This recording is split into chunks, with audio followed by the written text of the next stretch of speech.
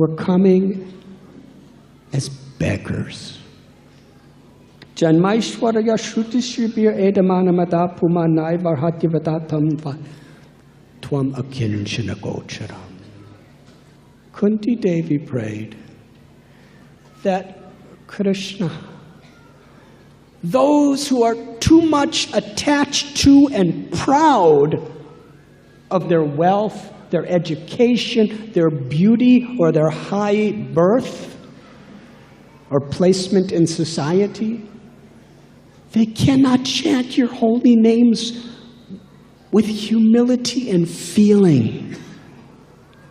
Tvam akinchana gocharam. You are the property of those who are impoverished. What does that mean? That doesn't mean to be in poverty on a material level. It doesn't mean necessarily that if you give away all your wealth and you leave your family and you sleep under a tree, you're going to be able to chant the holy names purely. Most people, if they do that, they'll die. And they'll be in so much anxiety. Yudhisthira Maharaj was the king. Parikshit Maharaj was the king with palace. But they were akinchana gochara because they understood nothing is mine. Krishna tells in the Gita, I'm the intelligence of the intelligent. I'm the strength of the strong. I'm the ability in people. And I'm the proprietor of everything. We are caretakers. We are instruments. It's not our position to lord it over. It's not our position to exploit. It's not our position to take credit. That is bondage. The liberated state, the free condition. Gopi Bhartur Padakamala Yoradas Sadas Sadas Anudas. Akinchana Gochara means to genuinely feel in our heart, I am the servant of the servant of the servant. And my only wealth, my only property is the opportunity to serve. Whatever we do, Krishna sees to the extent that this is our intent. And that is how he reciprocates. When we come to Vrindavan, in our hearts we're coming like beggars. We come to beg for mercy, beg for grace, beg for the opportunity to hear about Krishna, to chant Krishna's names, beg to serve, beg for that love. And when that eagerness consumes us, then we are actually in Vrindavan. Sri Chaitanya Mahaprabhu, how much he valued Vrindavan. You see, when we see how the great personalities perceived Vrindavan, then we get some understanding of how we can enter into Vrindavan. Sri Chaitanya Mahaprabhu, he wanted to see Gopal, Srinathji, who was residing on the top of Govardhan Hill. More than anything in creation, practically, he was yearning to see the darshan of his Param Guru's Ishtadev. But he was seeing Govardhan as Krishna's body. And he would not put his foot on Krishna's body. He circumambulated the whole Govardhan Hill, but he was seeing Krishna directly, personally in Govardhan. When he first approached Giriraj, the first stone he saw of Govardhan Hill, Sri Chaitanya Mahaprabhu, was a big stone. He embraced that stone.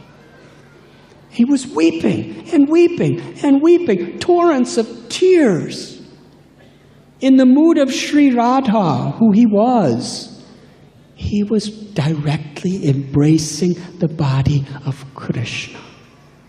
Srinathji Gopal, he had to arrange a special pastime because he wanted, as Sri Chaitanya Mahaprabhu was longing to see Srinathji Gopal, Gopal was longing to see him.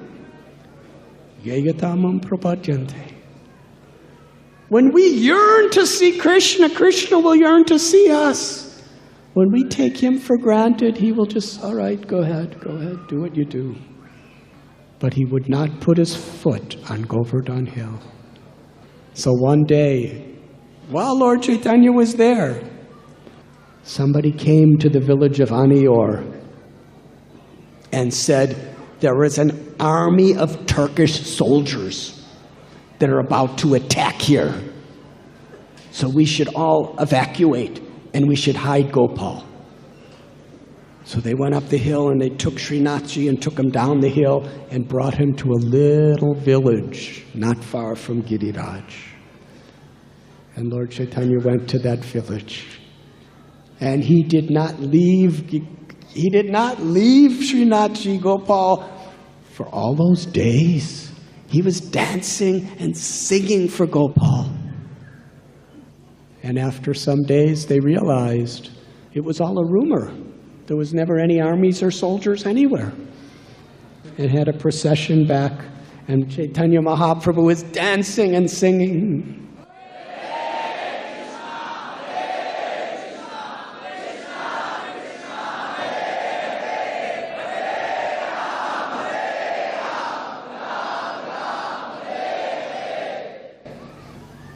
And when they went to climb upon Govardhan Hill with Gopal, Sri Chaitanya Mahaprabhu stopped and offered his dandavats, his prostrated obeisances.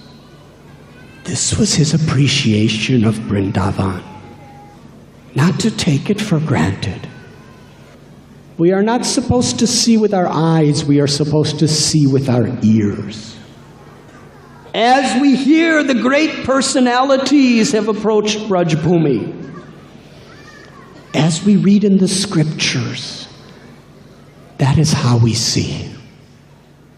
Srila Prabhupada, he heard that the devotees went to Radha Kund, holiest of all holy places. Sri Radha Kund, that place at the foot of Govardhan Hill, is not different than Sri Radharani. The water of that Kund is Sri Radha's love. Her body, her love in liquid form is in Radha Kund. And Krishna personally spoke that Sri Radha, as you are most dear to me, in the same way your Kund, Radha Kund, is most dear to me. And Rupa Goswami describes the glories of Sri Radha Kund. Raghunath Das Goswami, our Prayojana Acharya, who taught us the highest limits of love of God, made his residence on bank of Radha Kund. And the devotees were swimming and joking. Prabhupada was not happy with that. We have to understand, appreciate, humble ourselves with gratitude to actually enter into Vrindavan. And he taught us something. It's not just an external method. It's a state of consciousness. Everything Srila Prabhupada was teaching us was to transform our consciousness, but we have to take it deeply. He said, when you go to Radha Kund, it should be in a prayerful mood, bowed down. And your bath should be to just take a drop or a few drops of that sacred water and sprinkle it on your head. What does that mean?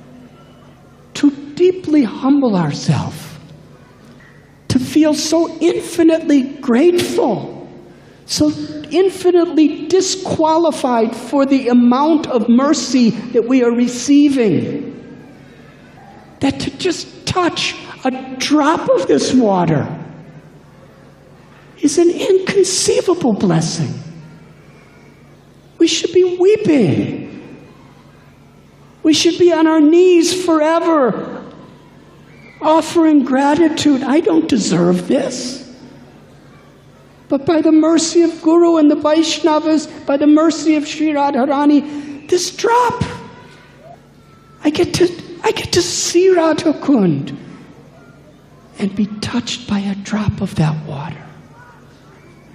Whether we put a drop on our head, or whether we fully submerge ourselves in a bath in Radha Kund, the actual, true spiritual benefits that we're going to access is to the degree we have that consciousness that this drop is more priceless than anything.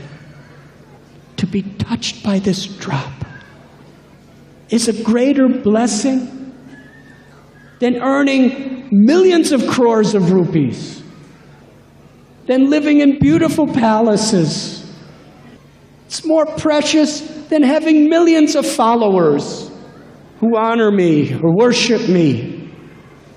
It's more precious than being liberated from suffering from this world forever. It's more precious than all the cities of the mystics. This is Sri Radha's love. This drop from Radha Kund is considered the most precious thing in existence by Krishna himself. And who am I, with all my lust and my envy and my anger and my greed and all my illusions and all my attachments, who am I to approach this drop? But by the mercy of Guru and Vaishnavas, by the mercy of Sri Radha, I'm being touched by this drop. This is the spirit Srila Prabhupada taught us. How to approach Vrindavan. How to approach the holy name. How to approach the opportunity to serve in whatever situation that may be. This is Krishna consciousness. We're conscious of Krishna's grace, Krishna's beauty, Radha's love. And when we're conscious of that, how can we be proud? Pride, false pride, is a gross exposure of how far away we are from Krishna. To the degree we connect to divine grace, we are humbled. Humbled in a way that we're so grateful, so eager to serve and to reciprocate with that love, that humility, that gratitude, that appreciation makes our service irresistible to Krishna. How is that? Sri Radha is the Hladini Shakti. She is the pleasure potency of Lord Krishna. She is the reservoir of all prem, or love. When we connect to her grace through bhakti, then that devotion, that love that awakens in us, it's the grace of Sri Radha. And when we offer that to Krishna, even a drop of her love, like a drop of Radha Kund, that drop coming from us is irresistible to Krishna. This is bhakti. This is Vrindavan. This is the realm of the magic, of the highest reality of the spiritual world. You were listening to Radhanath Swami on devotionalnectar.com.